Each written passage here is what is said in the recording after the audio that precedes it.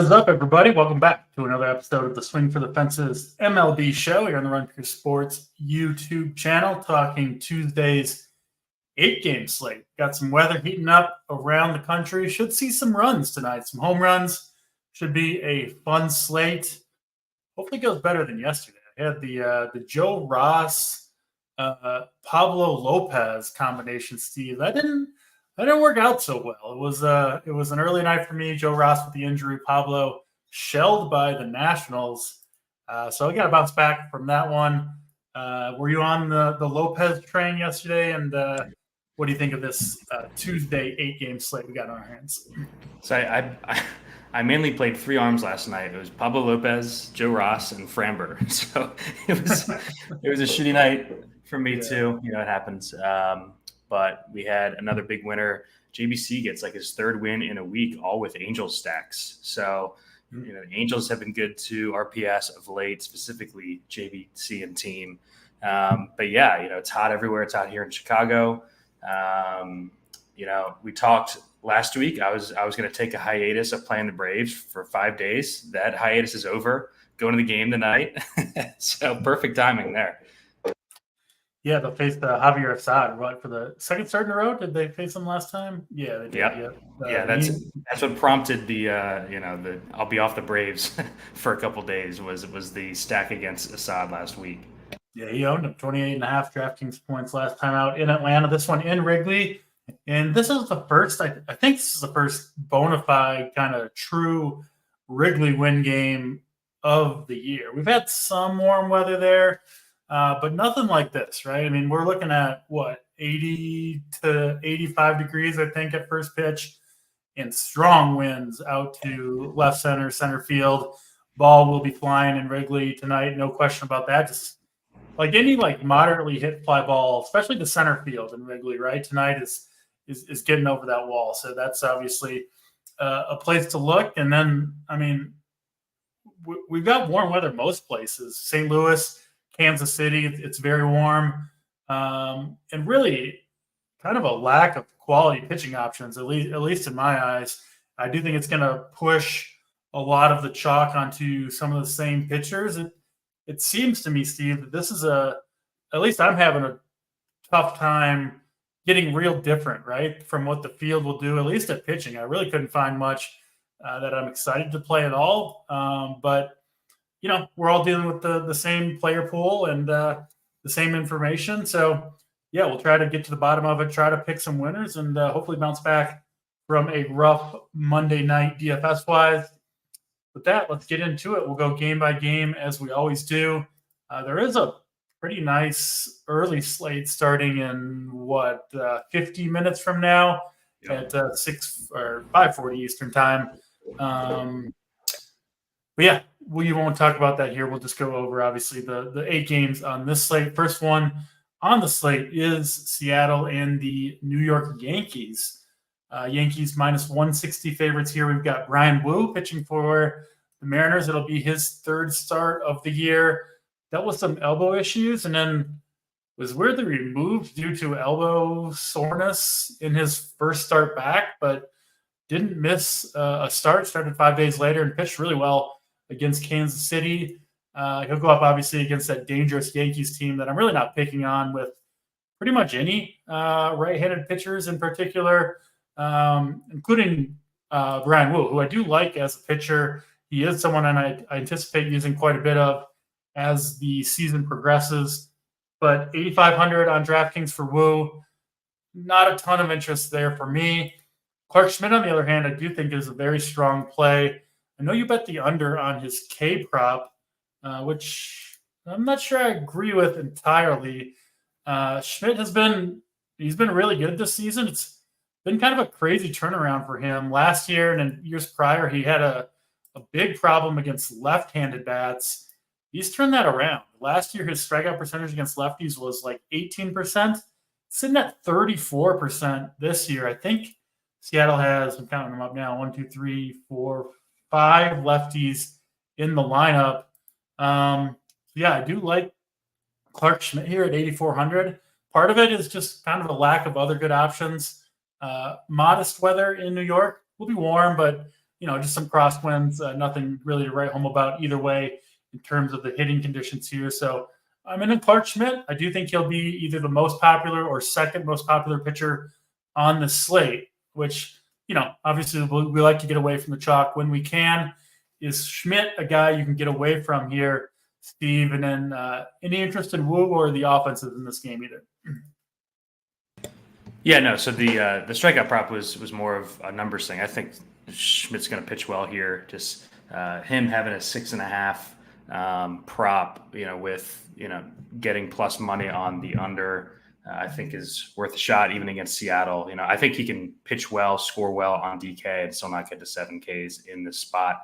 And if he does, it'll be maybe a little bit of a hedge because I'm going to have him on my main lineup. So, okay. Yeah, but I think it's more of a context of the slate type of play. Like I normally wouldn't be in love with 8,500 Schmidt, but like you said, arms are kind of tough to go by on this slate. I only have 6 in my pool tonight, DC, and I kind of had to stretch to get to 6. Yeah. So yeah, I think he's in the best spot on the slate overall. I think, like you said, him and Kikuchi will be the 2 highest owned arms. We'll talk about him next. But yeah, so my main interest is Schmidt here, and then the Yankees bats. I feel like I've said it on every show that I've been on with you the last 3 weeks. I'm playing them against any non-ace right-handed pitcher.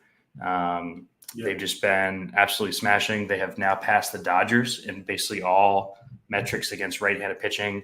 As long as this lineup stays healthy, I don't see a reason why they would stop, or slow down. We don't have Stanton in the lineup tonight. They're giving Trent Grisham a start, it looks like. That just makes the stack cheaper overall, easier to fit Judge and Soto in there, which you absolutely want to do if you're 5-manning the Yankees. So yeah, I'm going to continue to run Yankee stacks out there. I feel like they've really only been chalk like 1 or 2 slates over the last 2 weeks, and they just smash every single one. So Sabres got them all projected under 5% here with, the obvious spots with the weather later in the slate. So yeah, I'll take an ownership discount. I'm playing Yankees more like in my 20 lineups than a main one though. Yeah, it makes sense. I'm playing 4 main lineup as I normally do. I don't think many hitters from this game are going to make it on. Probably no Mariners, and then could go for a Yankees mini stack. That Soto Judge combination. It's expensive, but man, those guys are absolutely crushing. Obviously, enormous upside. Judge, I mean, you look at his numbers now, and you would never know that he had like the first half of this season, he was doing absolutely nothing, but the dude has been absolutely on fire in the month of May. And yeah, we've seen him go on runs like this in the past. And man, while he's hot, you want to ride the Aaron Judge train. Soto obviously has been amazing all year. I guess one of the StatCast guys on Twitter tweeted that Judge over the last 2 weeks has like a 53% barrel rate. Yeah. Which is absolutely absurd. 10% is like crazy. So 53% barrel rate over the last 10 or 12 games, something like that. It kind of seemed like he was like playing through an injury or toe injury maybe early on, just because he wasn't doing anything at all. But obviously not an issue at the moment, at least. So yeah, I get it with the Yankees. I have enough kind of faith in Brian Wu that I'll probably go a different direction on my limited teams. Would certainly be in my pool. The Yankees would be if I was playing 150 today, but I'm not. So I'll mostly be looking elsewhere. But yeah, Soto, Judge, the top 2 bats there. You have any other individual hitters in this game that stand out to you as strong plays in the Yankees and Mariners game, Steve? I actually X'd out all the Mariners here. But yeah, for me, when I 5-man the Yankees, I just lock Soto, Judge, Volpe, and just kind of let it mix and match the rest of the lineup, however it fits with my pitchers on Sabre. Yeah, those 3 are clearly the 3 guys that you want to set. That way with all lineups, right? Sometimes going to the middle or back portion of lineups can work out, but with the Yankees, yeah. If I'm 5-manning the Yankees, I want Soto and Judge in there. So I'm with you 100% on that part of it. Let's get to the next game on the slate. We do get the 2 highest owned pitchers. I feel very confident that Kikuchi pitching here against the White Sox, against Crochet, and then obviously Clark Schmidt, who we just talked about, are going to be the 2 most popular pitchers on the slate. to what degree, how owned exactly they are, and even which one of them is the higher owned guy. I think that is all kind of up for debate. But in terms of who will be the two chalk pitchers of the slate, it seems very clear to me it's going to be Kikuchi and Clark Schmidt. You certainly understand why. The White Sox have the lowest team total on the slate, sitting just below 3 runs. Kikuchi's been pretty awesome all year. The biggest change for him has just been the limiting the walks, which kind of plagued him or have plagued him for a lot of his career. But I mean, look at the walks. He hasn't walked more than one guy in I think 7 straight starts. Strikeouts have been there for the most part. He obviously gets this White Sox team, which is a team to pick on still. I know their lineup has improved for sure with the addition of Tommy Pham, getting Eloy back healthy. Paul DeJong's been hitting. Corey Julks. Like they're not the same pushover lineup that they were for the first few weeks of the season, but still strong matchup for Kikuchi. It's a good place to pitch in Toronto as well. This is plays more as a pitcher's park than it has in the past, and especially with some of these just games where you don't want to touch the pitchers at all because the weather is so favorable to hitting. I do think this is a pretty good spot for Kikuchi. And then on the other side, if you want to get different, I think Garrett Crochet is a good way to do it. We've been on this guy all season, and man, he's been great. I know still has an ERA over 4. I think that's just mostly due to bad luck. And then these last 3 games, at least 23 DraftKings points in all 3 of them, including that big game against Cleveland where he struck out 11. We've made this argument before, Steve. There's some pitchers who, you look at the opposing team strikeout percentage, and that normally does matter a lot. I think Crochet has the type of stuff where if he's on his game, he can strike out anybody. I would make I've been making the same case. You couldn't play him, unfortunately, yesterday. Chris Sale, I 100% would have had him on my main lineup yesterday instead of Pablo Lopez if he was on the slate. But, we saw yesterday with Sale against the Padres, who do have a low strikeout rate, kind of similar to the Blue Jays. And if you've got that good of stuff, especially these like power lefties, you can set down any lineup. Now, obviously, it's not a perfect matchup for Crochet. The Blue Jays have been hitting. Davis Schneider has come around. Vladimir Guerrero, Bo Bichette are heating up. Danny Jansen has been one of the best hitting catchers in the league. Justin Turner, been mashing lefties for a decade. So not a perfect spot for Crochet, but I do think that the relative, difficulty of the spot is accounted for in the ownership. Crochet projected below 10% ownership. I do think he's a pretty good play at that ownership and price point, 9,500. I know it's expensive. Just because, I just don't think that many people are going to play him. Wish it was a better spot, but if you do want to get different on this slate and still pay up for an ace-level pitcher, I do think going to Crochet makes some sense. I'm guessing you're going to be in on the Crochet train as well, but where do you stand? Kikuchi, Crochet, any bats in this game? I do think, Schneider, Danny Jansen at catcher, if you're not on Crochet, do make some sense. He has given up a fair amount of home runs this year. Thoughts overall, though, Steve, on Blue Jays and White Sox? Yeah, awesome pitching matchup here. Crochet, you mentioned, just one of these power lefties that we want to keep betting on. We talked about Scooball on Friday in a tough spot against the Diamondbacks. He mowed. No one played him. Basically the same spot here, except on a smaller slate. I think that the ownership has been overcorrected here. I don't think especially this slate, DC, like we don't love a lot of people. I can't believe he's under 10%. I'm playing him on my main team instead of Kikuchi. I like Kikuchi too. Like you said, with the walks with him, it's just been huge. It's basically what Dylan Cease has done too. That's really elevated his game, except for what was it, yesterday maybe? Love both sides. Crochet had the 3-start stretch in mid-April that was kind of tough, but like you said, he's been unlucky overall. 4.18 ERA, but a 2.2 expected ERA, 2.6 xFIP. I think all 8 of his barrels have gone for home runs, which is just super unlucky. Especially this year with the ball not flying. That's really, Right. really unlucky. Yeah. Highest strikeout rate on the slate, 33.7%. I think he has the highest K per nine in all of baseball, actually.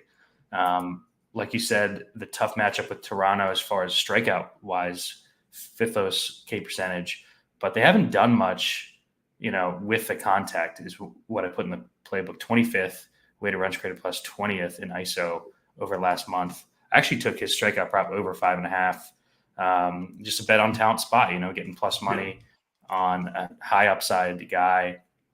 I love Crochet in the spot. He's going to be my highest owned arm on the slate. I'm going to be way, way over the field on Crochet. And then, the bats. I've got a couple one-offs on the White Sox side, just like the cheaper guys, like you said, Vaughn, DeYoung, Corey Lee, but not going out of my way to play bats in this game. I love both the arms. Yeah, should be a good battle here. Kikuchi and Crochet. I'll be hoping for the pitchers duel myself because I'll have both those guys, Kikuchi and Crochet, on a good portion of my lineups.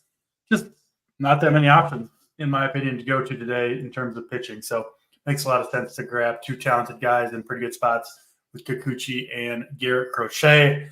Next game on the slate is the Wrigley win game that we talked about at the top of the show. I've been kind of, Chicago, you live there, obviously. You got to kind of wait to make sure that the weather is going to hold up sometimes. The wind direction can shift. I think there was a slate, I don't know, a week or two ago, Steve, where we were on the bats. I think you were at the game. I was at the game, and I showed up, and the wind was blowing in. I was like, what the fuck is going on there? Did you have to bet the under or anything and try to get out of it? Or I actually moved off of it on my main lineup before the game started, and it was like 2-1 or something like that. And I think that's happened a couple times this season. I was actually out before the show. It is hot and humid with sustained pretty hard winds. So I think that this is the real deal here. Yeah, me too. 80, like we said, 80 to 85 degrees, we think, at first pitch. 20-mile-per-hour winds. Blowing out to left center field, which is where it's the best place to hit home runs in Wrigley Field anyway. And then we do have a matchup. We saw, I think these two pitchers faced off the last time they both pitched in Atlanta. Yeah, they did. Cubs won that game easily, 7-1. Charlie Morton pitching tonight for the Braves made it through just 3 innings. Really didn't have his command. This was just an overall struggle. You see that from Morton from time to time, who up to that game had been really good this season, but he just kind of loses it at times, right? Where he just can't command, starts walking guys and things can go south in a hurry. And then Javier Assad, who 48 innings into his season, I can't believe this guy's got an ERA of 1.5. I mean, I think you're with me where despite the success, I mean, I kind of consider him a run-of-the-mill, league, maybe a little bit better than league average, but not much arm. And I just don't think it's going to, last for Assad for much longer. I would have the same take if, the wind was blowing in this game. But it's not. It's going to be amazing for hitting. I mean, really any moderately hit fly ball to center field or really anywhere in this game has a good chance to go over the wall. I do think this is one of the games, Steve, we see I don't know how many of these games a year. I don't know, 7 to 10 maybe, where if you just hit a moderately struck fly ball, like we might see some ridiculous home runs where the pitcher's left just shaking their head like, what can I do? I induced just a kind of a nothing burger, and it's over the fence for a home run. So yeah, I do think neither of these pitchers, in my opinion, are in play whatsoever. We've seen this total rising all day. It's up to an 11.5 now, which I believe is the highest total that we've had on a game in any game, including all Coors Field games for the entire year. We mention it often. Maybe some people don't realize wind does affect Wrigley Field more than it does any other stadium. So, awesome spot for home runs. You want the power bats here. Frankly, both these teams have a lot of guys who can hit for some power. So the question for this game, I guess, is which ones do you want to play? Which guys are you prioritizing? Because at least on the Braves side, they're most of them are pretty expensive. You can't play them all, especially because I think both of us, for the most part, do want to pay up for pitching on this slate. So, you are a little constrained, obviously, by the DraftKings salary cap. But yeah, talk to me about which Braves or Cubs in particular you want to get in your lineup, because you can't get them all on any individual team. Morton, Assad, Wrigley, win game. Talk to us, Boyden. Yeah, stacked against Assad in Atlanta. That last start that didn't go well, but yeah, we've had some relative win games this season at Wrigley. This is by far better than the ones that we've had so far this season. This will probably be the a top 3 Wrigley win game for the entire year when it's all said and done. Yeah, for sure. The big note in this one is on the Cubs side. They're getting their infield back both in the same day. They're getting both Horner and Swanson back. They've been running out that dog shit Madrigal Mastroboni combo for about 10 days now. So both those guys are back, and Swanson is down at 2,800 on DK. So, you get some savings there. Overall, the Cubs lineup is cheaper. Sabres got their team totals very, very close here. This is the first time the Cubs have been full strength with their lineup, with Suzuki, Bellinger, Horner, and Swanson all in the lineup at the same time for the first time in about a month, and it's for this game. So that's pretty cool. And it definitely helps. So I'm actually leaning the Cubs side of this one. I think they're going to come in way lower owned than the Braves guys in this spot just because of who the teams are, right? Everyone wants to stack the Braves. And yeah, Morton has just been so volatile of late. Guy in the chat said that he's a ground ball guy. He's not an extreme ground ball pitcher. Charlie Morton is not. So yeah, I'm not really scared of him at all. I'm gonna be stacking up both sides. I haven't decided on my main team because I've just been playing around with the combinations. We just got the Cubs lineup right before we went live.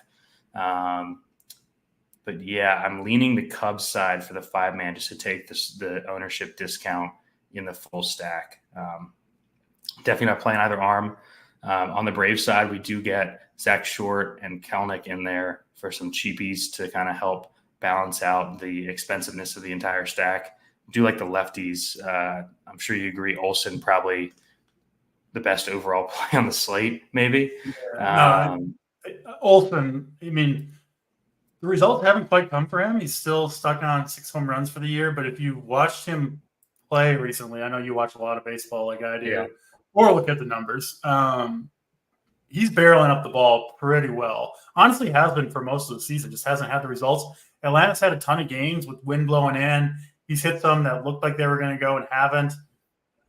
He's also a guy who can go to center field, which is perfect here. I just feel like I don't even know what the odds are. I didn't look him up, but he seems like he should be like a 50-50 home run bet on this slate. I'll look it up as probably we like 200 or 250 or something. Yeah. We have a couple questions in the chat. As far as the bullpens, the Cubs bullpen is much, much worse. And I think I brought this up last week. They either have none or max 1 lefty, which helps Kelnick a little bit here back in the bullpen. So, and then the Braves did use their 4 best relievers yesterday: Iglesias, Mentor, Jimenez, and Pierce Johnson, but none of them had pitched in the 2 days prior. So I would guess that all 4 of them are available. I think the Braves, probably their entire pen is available for this game. It is a pretty good bullpen. So yeah, Yeah, the Braves had a doubleheader yesterday. So yes. That makes sense. Yeah. But yeah, this is an all systems go spot. I can't really ding anything about this game. I hope it goes off, obviously. But like with the Cubs having their full lineup back for the first time, I am leaning that side. I just think so. This lineup was absolutely rolling before Suzuki got hurt, then Bellinger, then Swanson, then Horner. So have a lot of confidence in the full strength Cubs to start to hit, especially at home. Yeah, you do gotta hit the ball and get it in the air to get the wind effect. I would say Morton would be the one that if you told me one of these pitchers were going to kind of rack up the strikeouts in this game, I would think it would be more likely to be Charlie Morton than Javier Assad. But nevertheless, that's what we said last week too. We stacked Braves against Assad. God, this guy. Olsen's plus 225 to hit a bomb on DraftKings, by the way. That is crazy. That's 200 or 250. Yeah. I'm not going to bet that. The home run prop, you really need to find something that like you think that the books don't to make those profitable long-term bets. But yeah, I do like Olsen's chances certainly to go deep in this game. Yeah, you mentioned Olsen. What about the Cubs guys? If you had to kind of rank them priority-wise in terms of wanting to get them into your lineups, all things considered, how would you rate the Cubs? Because I do think 1 through 9, they are all in play, but obviously you can only play 5 on any individual lineup. Yeah, so with the Cubs, it's more about me not avoiding, but having some doubts, especially with Ian Happ. I mentioned it last week. He's been playing through an injury, it seems like. He's the one. I don't really want to play much Ian Happ. Nico Horner really doesn't have a ton of power to take advantage of this, right? Those would be the two that kind of lower on my list. Yeah. What I was going to say about Horner is, so he missed 5 or 6 games with a hamstring, didn't go on the IL. A lot of his value is from stealing bags too. And is he going to steal bags coming off the hamstring injury? So yeah, Happ and Horner are my 2 least favorite here. And also with this wind, they're not going to neither of these teams, I think, will be likely to want to risk outs on the base paths when every hitter that comes up is a legit home run threat. So yeah, I would expect the running games to be quiet in this game. Obviously, you never know for sure. But yeah, should be a fun one. Braves and Cubs. Where are you sitting, Steve? I know you're going to the game. Where are the seats tonight? Yeah, my buddy's got season tickets up in the 300 level, which is like an overhang right behind third base. So good seats. Okay. Yeah, I'd want to be in. Give me the center field bleachers for this game if I was going to it and I could choose. Not when it's 88 degrees and sunny. Yeah, it gets scorched out there. Yeah, but still, the chance to watch them bomb sail next year could be fun. But yeah, I hear you. It'll be hot, that's for sure. In Chicago tonight should be a fun one between the Braves and the Cubs. Let's go to Kansas City, another game that the park is going to play much better than it typically does. We've seen some pretty good hitting weather in Kansas City in general over the last few weeks. Alec Marsh, Casey Mize, two, in my opinion, kind of middling right-handed pitchers. I know the results for Marsh, actually both these pitchers results-wise have been pretty good, but Marsh in particular, ERA sitting below 2.5. I'm not a believer in Alec Marsh. I'm not sure exactly where you stand on him. 7,500 for Marsh. This game with a 9 total, so not nearly up to the Braves and Cubs level, but still runs expected in this one. Essentially a toss-up in terms of who is expected to win the game. Royals offense has been decent. Tigers not great, but pretty good spot for bats. 75 degrees, humid, wind blowing out to right center field. So this is another game we could see a bunch of runs. I'm not going to either of these pitchers myself. Where do you stand, Steve, on Royals and Tigers? Yeah, Mize made my pool just because of the context of slate, former first overall pick, as we know. He's been quietly, having a decent season. He missed all of last year. He's battled injuries for basically his entire pro career now. But he's made 8 starts here. Hasn't shown the big strikeout upside, which is why the price tag is so low. But he probably wasn't going to strike a ton of Royals anyways, who don't strike out a ton. But, I watched his last start. His fastball sitting 95 and 96. He's a huge ground ball guy too. Almost 55% ground ball rate. And the Royals have been struggling of late. 29th best weighted runs created plus last couple of weeks. And plus, with the context of the slate, I think that the guys out in Oakland are going to be actually pretty owned on this slate for the talent level that they are. Mize clearly more talented, I think, than both of those arms out west.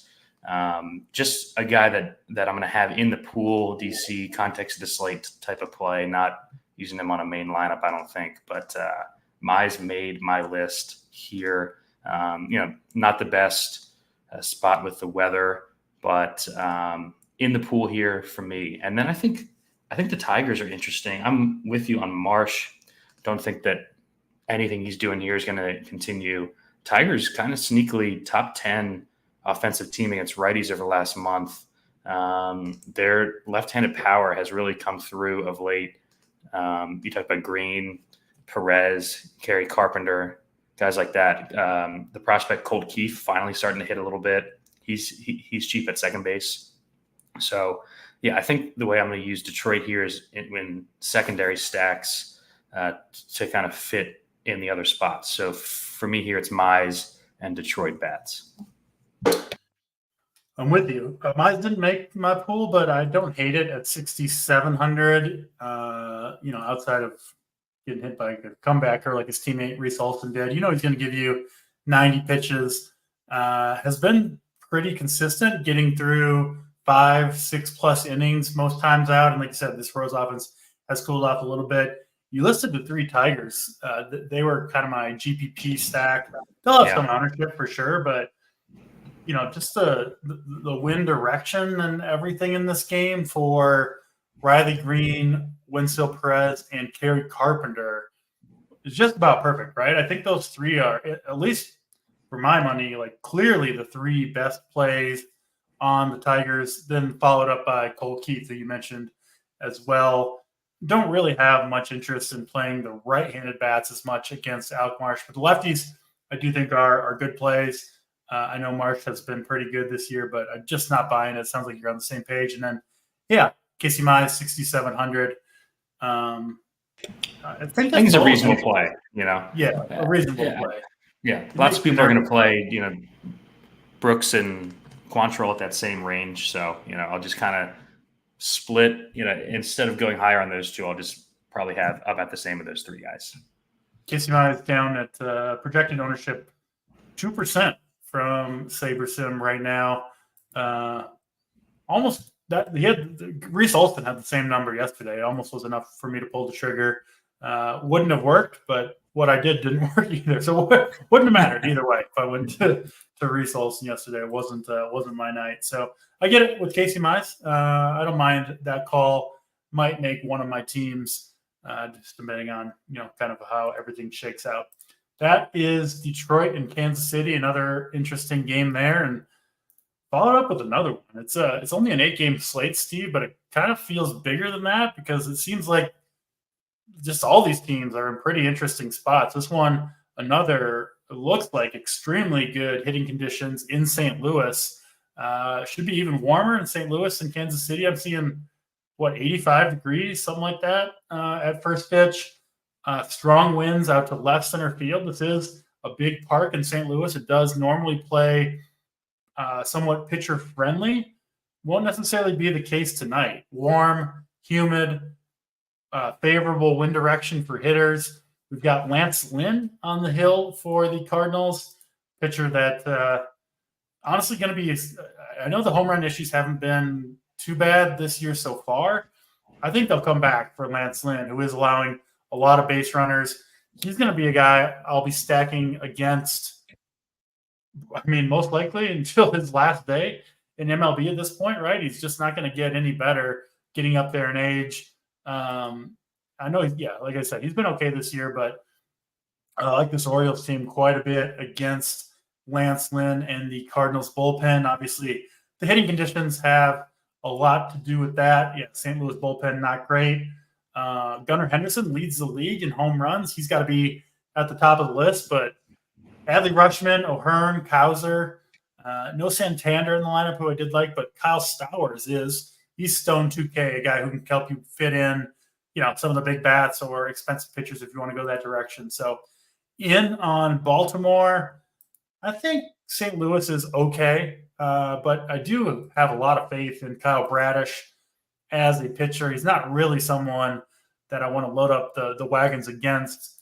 Donovan, Newbar at the top of the lineup, I think are decent plays, but much, much higher. I am on the Orioles side of this game. Assume you're on some of these Orioles bats. Any interest in Bradish? I would assume you're not on Lance Lynn. But where do you stand overall with Orioles and Cardinals here? Definitely not on Lance Lynn. You mentioned the home runs. He's been I had the crochet number 8 of 8 barrels have been bombs. I think only it's like 4 of 14 or something for Lynn have been bombs, maybe 6. So he's been running hot on that. I expect the barrels to continue and the home runs to flow against Lance Lynn if he keeps giving them up at that rate. Like you said, 90-ish degrees in St. Louis, pretty humid.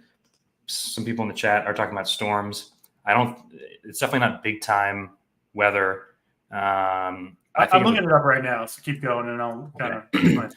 Yeah. What I was going to say is I'm not playing the arms anyways, so it would just be the bats here, specifically the Baltimore side. So, if there's a storm, I'm not currently worried about a rainout. And when there's storms, there's humidity, so the ball will be flying here. Like you said, I'm on the Baltimore side. We don't have Santander in because of the injury. Hopefully he avoids the IL here, but like you said, Stowers in there for 2K flat. Westberg has been mashing the ball. He's hitting cleanup tonight, and Gunnar has hit a home run in 5 straight games, something like that. Yeah. Gunnar, Adley, O'Hearn, Westberg, Cowser, pretty much like this whole lineup. I don't love Mullins or Mountcastle as much, but the top 5 plus Stowers. Mateo's got speed, obviously. So I'm in on the O's here.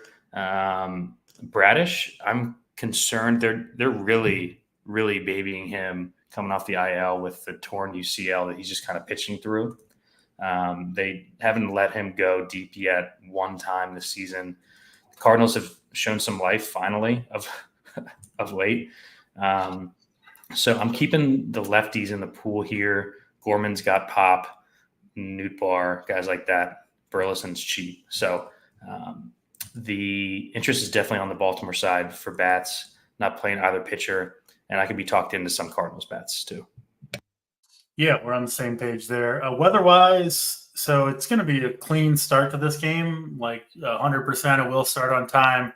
And then looks like to me maybe, mid to late game, a serious thunderstorm could pass through the city that would potentially, have them on an hour or so delay.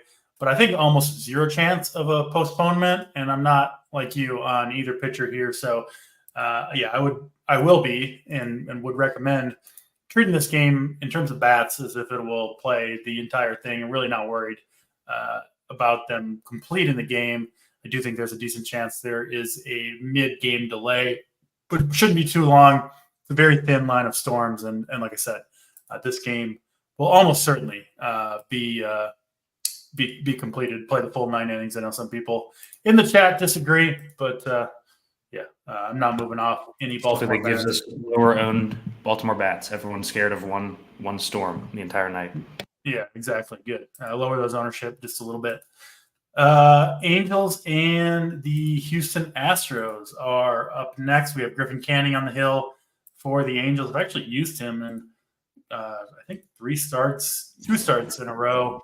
It's been pretty good. Gotten away with it is what I would describe. I mean, that's anytime you play Griffin Canning, right? You're just trying to get away with it. At that $5,500 price tag. I don't think I'm going to it here against this Houston team. Even though he is the cheapest starting pitcher on the board, I'll be going a different direction, not willing to play Griffin Canning. Christian Javier will pitch for Houston. He finally had he's had a few decent starts, but a really strong start against Oakland. Last time out, I was not on the Javier train. On that start, I actually lost a lunch bet to Mangone, of all people. So painful loss there. But yeah, Javier, 8,600. Didn't make my list of pitchers today, Steve. I just not a huge believer in his right now, but he is coming off his best start of the year. Obviously, a pretty good matchup against this depleted Angels team who are getting it done, or at least they have on a few slates. You mentioned our guy JVC with some big wins with the Angels over the last week. Yep. And yeah, Javier is a guy who, listen, you can run against him. He gives up a ton of home runs. Maybe the Angels do it again. Thoughts on the Angels and then the Astros? They don't have the supreme hitting conditions that some of these other teams do, like the Cubs, Braves, Orioles, but still a pretty good matchup. Canning, not a great pitcher. Like I said, just played him out of price, necessity, that sort of thing, more so than believing in his talent. So I do think this Astros team is an interesting stack against Canning. Where do you stand, Steve, on the Angels and the Astros?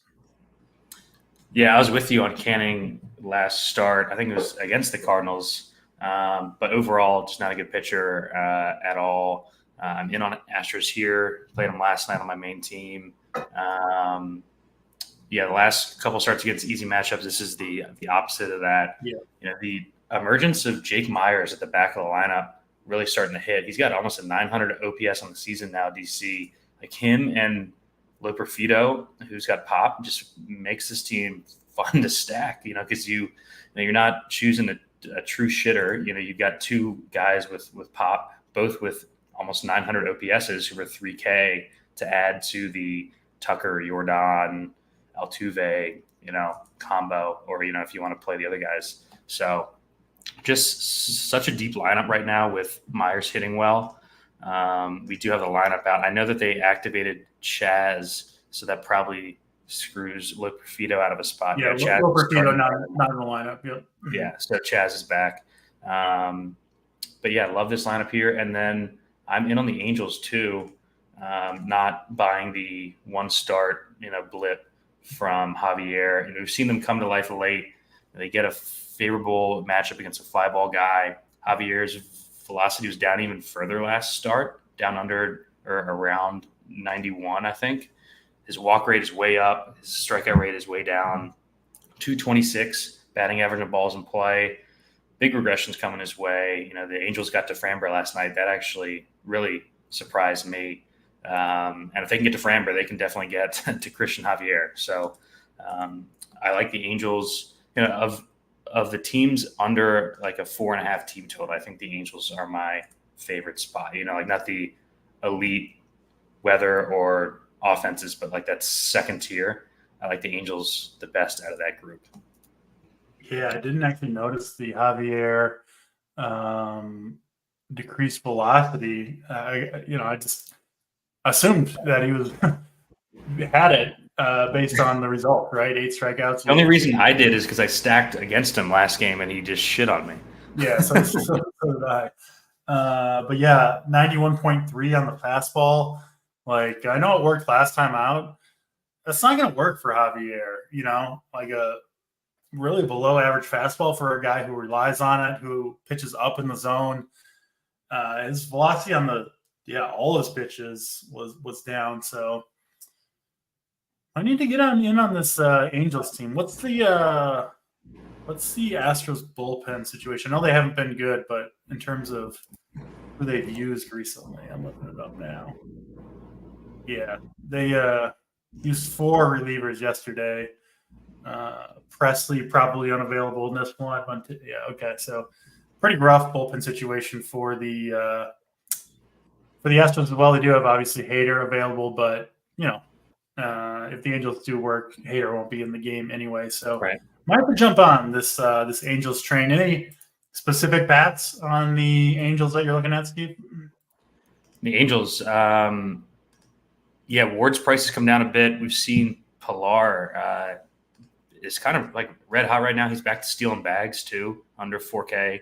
O'Hop is a good catcher. I don't love Guillorme. Actually pulled him out of the pool. Joe Adell's been hitting. I mean, the whole lineup's been hitting. That's why they've shipped 3 times in a week. I was looking at their handedness stuff. Yeah, they're. You can't really run on Javier too. He's allowed 5 steals this year already. Gave up 22 last year in 160 innings. Rengifo hitting second tonight. He's been super, super active on the base paths. I think he's a pretty strong play. So, you're talking me into this Angels team a little bit. They'll be, I assume, very low owned. I'm seeing under 5% everywhere. Yeah, I mean they've got one of the lower team totals on the entire slate, so yeah, let's get it, Angels. I'm in. Plus, with this pitching slate, DC, I'm seeing Javier over 20%. He probably ends up higher than that just because when people go to build lineups, they're like, who the hell do I click besides the two obvious guys? So, I could see Javier coming off the good outing be, 20, 25% owned on this slate too. Yeah, Sabres got him at 21%. So it seems like multiple sources have Javier being, I mean, is that the third highest owned pitcher on the slate? It is. Yeah. Yeah. All right. Going down with the Angels ship. That'll be fun. Javier gonna own my ass. We're finally hopping on after the Angels win 3 times in a week, and now they're gonna get shut out by Chalk Javier. Yeah, that's why JB sees the goat, and we're less than that. So maybe the Angels will come through. Well, we got to find JBC if you're watching the show. You on the Angels tonight? Then we can decide. But yeah, I think they make a lot of sense, especially given Javier does look like. I don't know. It doesn't seem like it's going to be a great season for Javier, given some of those underlying metrics and the decreasing velocity. 2 more games to talk about. Good time to remind you guys, hit the like button if you are watching the show, enjoying it, which hopefully you are. If you are here, it does help us bring you guys these shows free of charge, 6 days a week on the MLB side. And then we've got all sports, betting, DFS-wise, anything to get you prepared for the various sports going on. You can use promo code DC15 for 15% off your first weekly or monthly payment over at runpuresports.com. All right, let's get to these last 2 games. We'll do stacks, pitchers, home run calls, plays of the day to wrap it up. But first, Colorado and the Oakland A's. This game feels like it's like just like a separate slate almost, right? We got all like the hot weather and runs expected, and honestly, even some decent pitchers going early. They're just not in great spots. And then this game is a great spot to pitch in Oakland. 2 bad offenses in the A's and the Rockies, but it has the issue of 2, I think, pretty bad pitchers. Aaron Brooks, what is he, like a 34-year-old journeyman? He did make a good start, frankly, in his lone start this year at the big league level. They got through 7 innings against the Astros, 5 strikeouts. Pitched pretty well in that one. I'm not, a huge believer in his going forward, but he does get to pitch in, I think, clearly the best pitching environment on the entire slate in Oakland. And he gets, the worst lineup, or one of the very worst lineups in baseball, the Rockies on the road. So Aaron Brooks, 6,400. He absolutely made my list here. Will I be surprised if he just sucks? No. But, I mean, he's got to be in play, Steve, at this price point against the Rockies.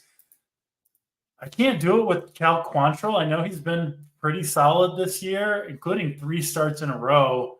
But got just a long history on him of being pretty terrible. Just not convinced Quantrill has it. Whereas, like Aaron Brooks, I'll take the unknown, right? Like we don't have like a long sample size of him being trash at the big league level. So maybe there's something there. So that's the way I lean between these 2. I do think some people are going to play Cal Quantrill here as well. Yeah, I've seen Quantrill, both of these guys, as the 4th and 5th highest owned pitchers on the slate, coming in probably somewhere between 15 and 20%. Good pitching ump, as our guy Steven says. Would be the greatest Miller, I think. Yeah. Play both these guys and in hope, for 30 combined between the 2, you'd probably take that in a heartbeat on this particular slate at these price points. So, yeah, Aaron Brooks, Cal Quantrill, Rockies, and Oakland. Where do you stand, Steve? I don't know where to stand. These 2 guys in this game, we do get a good one. Austin Park, a good ump. Aaron Brooks. I just think of the Saints quarterback when I hear that name. 16% strikeout rate in the KBO. Now he comes over here. I don't want to be like singing this guy's praises too much. I am going to play him for sure, but I mean, yeah. So both these guys are in the pool, but I think this is an interesting spot specifically to get different with your secondary stacks. And I think I'm with you. I think more on the Oakland side.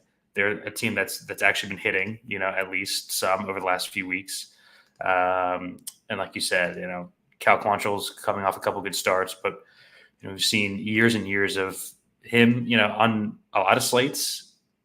DC, he would be like the guy that everyone's stacking up against, So, I'm going to play some specifically Oakland secondary stacks. They're so goddamn cheap. You can play Browns, Soderstrom's been hitting, Blade, any of these guys really, Toro. I'm fine with for secondary stacks. I'm going to keep most all of them in the pool here. I think that they're going to work well, specifically if you're double spending and you want an extra top end bat on the Braves or the Cubs or the Astros or something. You put in a cheap 2 or 3 man Oakland, and you're able to grab one more elite bat. So I'm more prone to use the Oakland bats here, just because I don't know who to even trust on the Colorado side. They have some pitch hit risk. Jake Cave will come out of there early. But this is one of those classic spots where I'm going to be on both sides. I'm going to reluctantly have both arms in the pool, but I'll probably cap them about what their ownerships are going to be. I actually think that they're going to come in higher than what Sabre has right now. I think they come in 15-ish. Oh, no, I just updated and they both jumped by a bunch. They got around 20%. Yeah. So, man, that is terrifying to have these shit arms as almost 20% owned, which is what makes Crochet even better of a play on this slate. So, I'll probably be a bit under than the field on these two guys, but I'll have some and some Oakland secondary stacks. I do think this is a slate where even if, say you play Quantrill or Brooks or both, I do think, even with just a very modest performance from them, say, 10 fantasy points, I still wouldn't be shocked on this particular slate to see those guys in the winner, just given the damage that some of these big bats can do. I guess my point there is I think this slate will be won via the bats, not via pitching, right? Like I think there's a pretty good chance we won't get any pitcher that puts up 25 fantasy points on this slate. I think we'll have, many hitters who do that. Wouldn't shock me at all to see, 5 to 10 hitters on this slate put up 25 plus fantasy points. I think we'll see a couple double dongs, which, that's 28 minimum right there. So part of the reason I want to play, or not want to, but will play Aaron Brooks is just the nature of the slate. I want the savings. I want to get these big bats in my lineups on such a supreme hitting weather condition day. So, Brooks, I really don't know what to expect from him. We have got obviously almost no sample size. The sample size we do have, Korean baseball doesn't look great, but it is the Rockies in Oakland. And on this particular slate, I do think Aaron Brooks, even at 20%, makes for a pretty good play in my eyes. Let's get to the last game on the slate. Arizona and the LA Dodgers. Gavin Stone, Brandon Pfaadt doing battle here. Two righties. Dodgers sitting around minus 165. Fairly cool in Los Angeles tonight. Should be around 60, 65 degrees. I think two, pretty decent pitchers here. I almost never play pitchers against the Dodgers. That'll remain true tonight. I know Pfaadt is capable of big outings coming off a big game against Cincinnati. I really don't have interest in him at 7,100. And then Gavin Stone didn't quite make my cut at 7,900, but we have seen right-handed pitchers in particular pitch pretty well over the last couple of weeks against this Diamondback squad. So Gavin Stone, if you're playing a bunch of lineups, he would be someone who is absolutely in my pool. And then hitters in this game, I don't really see that much I want to play given the context of the slate. Just too many good spots for me to go to, at least on most lineups. A cool night in Los Angeles. Obviously, Ohtani, Freeman, Betts, those guys remain in play. But beyond those, just absolute studs, I don't have a ton of interest in this game overall. What about you, Steve? Where do you stand? Dodgers and D-backs? Basically exactly what I had written down. Stone was my last cut. Don't really want any bats just because of the context of the slate and the weather. Pfaadt, I think, can do enough where at these prices for the Dodgers bats where, I just want more of the other spots. So I'm not on much for this game. I wouldn't mind adding Stone to the pool. If you do have a smaller pool, I think he's probably the best option here in this last one. Yeah, makes sense. Let's get to the fun stuff here. Favorite stack, favorite contrarian stack. I'll take the lead. No surprise, but favorite overall stack is the Braves against Javier Assad. He got them last time. I think they make amends and make things right and get us whole for stacking against Mr. Assad. I'll be on the Braves here. And you know what? You actually talked me into the Angels. I didn't list them in my article, but I do think they make for a very good contrarian stack. So favorite stack, Braves. Favorite contrarian stack, Angels. What about you, Steve? Favorite stack, favorite contrarian stack? I'm going to be so pissed when this game is 3-1 tonight. I'm going to be so mad. My favorite stack's the Cubs. Those $20 Wrigley beers will be going down. I know, yeah. They'll be no, because the goddamn games go by so fast now when they're scoring. I was at the Saturday afternoon game that ended 1-0, and it was like 2 hours and 3 minutes.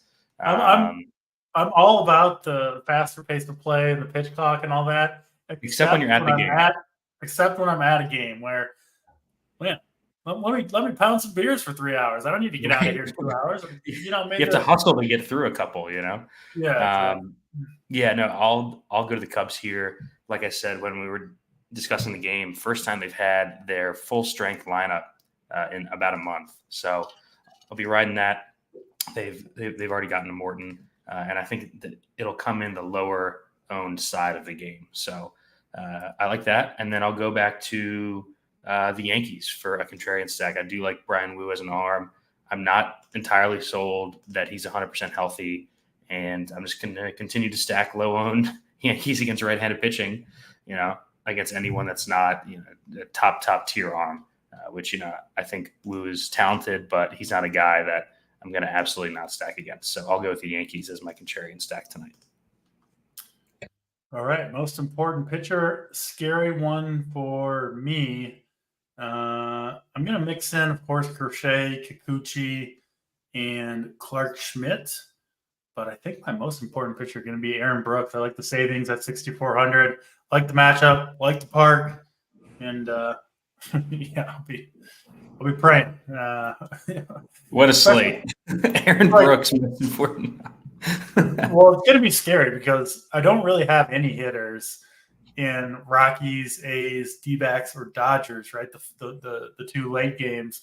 Right. So if I do have, a good night and my hitters are doing work, it's going to come down to Aaron Brooks for me to try. You need like 14 from Aaron Brooks. Yeah, which sounds like a absolutely miserable sweat, but I still hope I have it. What about you, Steve? Your most important pitcher tonight? My most important arm is going to get us off to a good start. Crochet is my most important pitcher. I see his ownership's coming up a bit, but I'm still going to be well over the field here. He's by far my favorite play of the day. Home run call. A lot of hitters to choose from on this particular slate. I'm going to go down to the bottom of the Braves order with Mr. Jared Kelenic, 2,800. Cubs pretty short on lefties out of the pen in general. And Kelenic, he's been a little bit unlucky this year. I think he can maybe get it going tonight. So 2,800, like that price point for him. Jared Kelenic, my home run call. What about you, Steve? Give us a home run call for the people. The chat wants us to pick Zach Short, but we're not going to do that. If Zach Short hits a bomb, that's just icing on the cake for us, right? I'll go with Cody Bellinger. Been awesome at home all season. Huge home road splits for Cody Bellinger. Has the pop to get it done without the wind. I'll go with him as my home run call. Favorite overall play on the day, which also could have done with my home run call, but I'll go with Matt Olson. We mentioned him. I do think he is. Yeah, if I could just take one hitter on this slate, it would be Matt Olson, and he's not even that expensive. 5,100. I'm sure it'll be very popular, rightfully so. What about you, Steve? Overall favorite hitter on this slate? I'll go with Gunnar Henderson. Bombs in 4 straight, power speed combo. Hopefully the weather gets some people off the O's. Didn't want to pick another Cub here, so I'll give my guy Gunnar a shot, who I'm going to see this weekend when they come to play the White Sox here in town. All right. That'll do it for this Tuesday afternoon show, breaking down all those baseball games. Hopefully you guys enjoyed it. Hopefully we see some RPS logos or some of you guys up top on the leaderboards tonight. The show will be back same time, same place tomorrow. And looks like a fun night of baseball ahead. So, Steve, enjoy the game. Hopefully we'll see some bombs in Wrigley Field tonight. I'll certainly be rooting for those myself. I'm sure a lot of people will be. And, hit the like button on your way out if you haven't done so yet.